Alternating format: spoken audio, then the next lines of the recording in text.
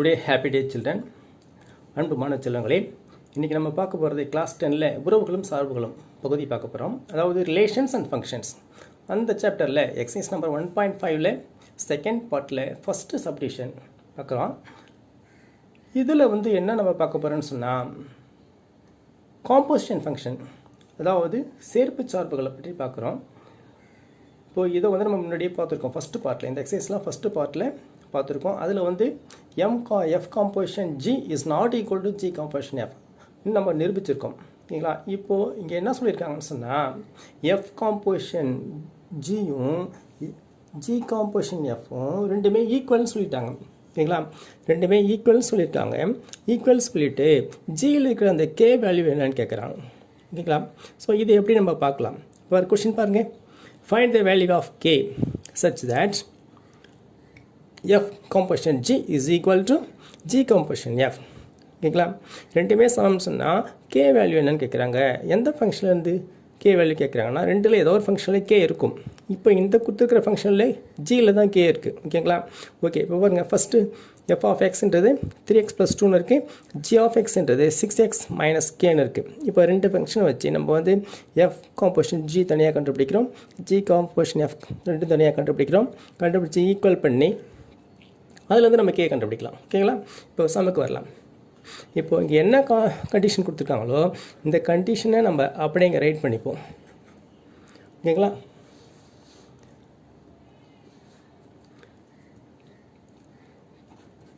F composition G is equal to G composition F right பண்ணியாச்சுங்களா? அடுத்தது இதில் நம்ம என்ன செய்ய போகிறோம், எஃப் மட்டும் எழுதிக்கிட்டு காம்போசிஷன் எடுத்துகிட்டோம்னா என்ன ஆகிடுங்க, ப்ராக்கெட் வந்துடும். ப்ராக்கெட் வந்துட்டு கூட இன்புட் எக்ஸ் நம்ம சேர்க்கணும்னு சொல்லியிருக்கோம். ஓகேங்களா? அடுத்த ஸ்டெப்பில் எஃப் அப்படி ரைட் பண்ணிக்கிட்டு ஜி ஆஃப் எக்ஸ் என்ன கொடுத்துருக்காங்க, g of x is 6x - கேன்னு சொல்லியிருக்காங்க. ஓகேங்களா? இப்போ அடுத்து எஃப்ல தானே கம்ப்ளீட் ஆகுது. எஃப்ல கம்ப்ளீட் ஆச்சுன்னா எஃப் ஆஃப் எக்ஸ் எடுக்கணும். எஃப் ஆஃப் எக்ஸில் இங்கே என்னென்ன கான்ஸ்டன்ட் இருக்குது, 3யும் இருக்குது +2ன்னு இருக்குது. அப்போது எக்ஸை விட்டுடுங்க. எக்ஸுக்கு பதிலாக இங்கே என்ன இருக்குது, 6x - கே. இங்கே எக்ஸ்ன்னு சொன்னால் எக்ஸுக்கு பதிலாக 6x - கேன்னு இருக்குது.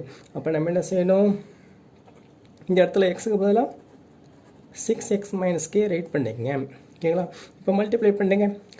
3 × 6 is 18x minus into plus minus 3 × k is 3k. இந்த +2 அப்படியே ரைட் பண்ணிங்க. ஓகேங்களா? இப்போ 3 டேர்ம் பாருங்கள், 1 2 3. இந்த 3 டேர்ம் டிஃப்ரெண்ட்டாக இருக்குது பாருங்கள். அதனால முழுத்தி நம்ம எதுவுமே செய்ய முடியாது. அதை அப்படியே வச்சுக்கிட்டு நம்ம என்ன செய்கிறோம், அடுத்தது ஜி காம்போசிஷன் எஃப்க்கு வாங்க. இதை எப்படி இப்போ ரைட் பண்ணலாம், g of F of X. ஓகேங்களா? அடுத்த ஸ்டெப்பில் g of F of x is given. இந்த கொடுத்துருக்கிற ஃபங்க்ஷனை எடுத்து ரைட் பண்ணிங்க. இப்போ ஜியில் கம்ப்ளீட் ஆகுதுங்களா, ஜியில் கம்ப்ளீட் ஆகுது. ஜின்றது மட்டும்தான் இருக்குது. அப்போது ஜிக்கு போகணும். ஜியில் என்னென்ன இருக்குது பாருங்கள், கான்ஸ்டன்ட் 6 இருக்குது -k இருக்குது. அப்போ 6 - k. அப்போ எக்ஸை மட்டும் எழுதாதீங்க, இடைவெளி விட்டுடுங்க. விட்டுட்டு இப்போது இங்கே எக்ஸ்ன்னு சொன்னால் ஜி ஆஃப் எக்ஸ், அதேமாதிரி இங்கே ஜி ஆஃப் 3x + 2 இருக்குது. அப்போ எக்ஸின் இடத்துல என்ன இருக்குது, 3x + 2ன்னு இருக்குது. அப்போது 3x + 2ன்றது இங்கே எழுதிக்கங்க, ப்ராக்கெட் யூஸ் பண்ணி. அடுத்தது மல்டிப்ளை பண்ணுங்க. 6 3s are 18x. 6 × +2 + 12. இந்த -k அப்படியே ரைட் பண்ணிங்க. இப்போது போத் சைட் பாருங்கள், நடுவில் ஈக்குவல் இருக்குது. ஈக்குவல் இருக்கும்போது இன்னும் ரெண்டு பக்கமும் சமமாக இருந்துச்சுன்னா அதை நம்ம கேன்சல் பண்ணிடலாம். கேன்சல் பண்ணிவிட்டு மீதி இருக்கிறது கே எல்லாம் ஒன் சைடு எட்டுவாங்க, நம்பர்லாம் ஒன் சைடு கொண்டு போங்க. இப்போ -3k, இங்கே -k இந்த பக்கம் இருந்தால் +k ஆகிடும். இந்த +12 அப்படியே ரைட் பண்ணிங்க. +2 இந்த பக்கம் வந்துச்சுன்னா -2. இப்போ -3k + 1k. ஒன் நம்பரில் மைனஸ் இருக்குது, இன்னொரு நம்பரில் ப்ளஸ் இருக்குது. அப்போ என்ன செய்யலாம், நம்ம மைனஸ் பண்ணிடணும். அப்போது 3k ஒரு கே போச்சுன்னா 2k, பெரிய நம்பரில் மைனஸ். ஓகேங்களா? அது மாதிரி இதை பாருங்கள், 12 2 போச்சுன்னா 10, பெரிய நம்பரில் ப்ளஸ் இருக்குது. ப்ளஸ் வந்தால் போட தேவையில்ல, விட்டுடலாம். தேர்ஃபோர் இங்கே -2, இங்கே இன்ட்டு கேன்னு இருக்குது. இந்த -2க்கும் கேக்கும் சென்டராக என்ன சைன் இருக்குன்னா பெருக்கல் குறி இருக்குது.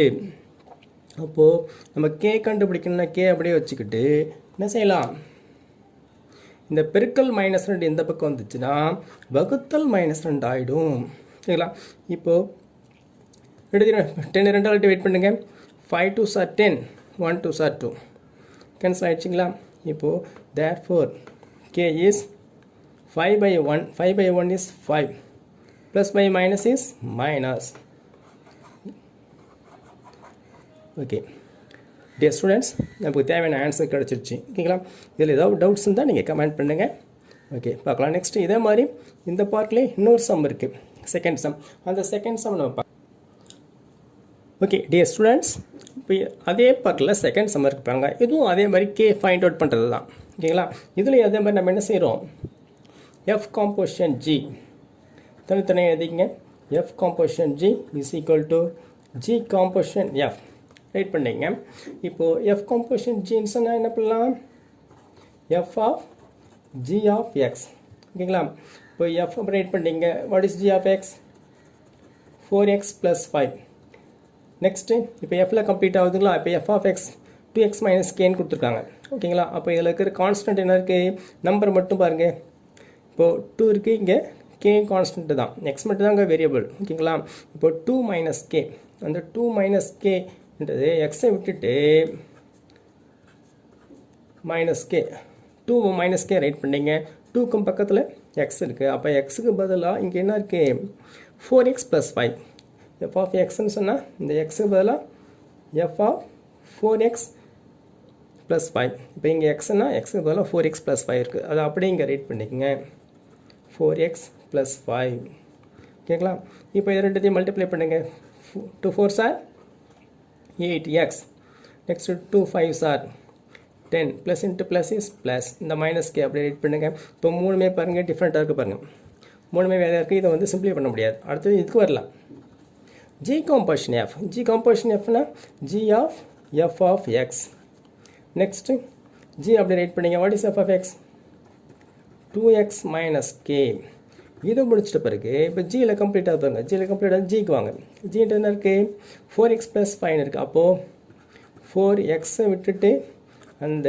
5 எழுதிக்கங்க ஓகேங்களா எக்ஸை மட்டும் விட்டுடணும் மீதி இருக்கிறது எல்லாத்தையும் எழுதிக்கணும் அதுமாதிரி நீங்கள் எக்ஸை மட்டும் விட்டுட்டு 2 - kன்னு எதுன்னு இல்லைங்களா எக்ஸ் நேரத்தில் ப்ராக்கெட் போட்டு விட்டுட்டு எக்ஸுக்கு பதிலாக மேலே இருக்கிற இந்த 4x + 5 எடுத்து எழுதணும் அதே மாதிரி இங்கே எக்ஸுக்கு பதிலாக என்ன இருக்குது 2x - kன்னு இருக்குது ஓகேங்களா இங்கே இருக்கிற எக்ஸுக்கு பதிலாக 2x -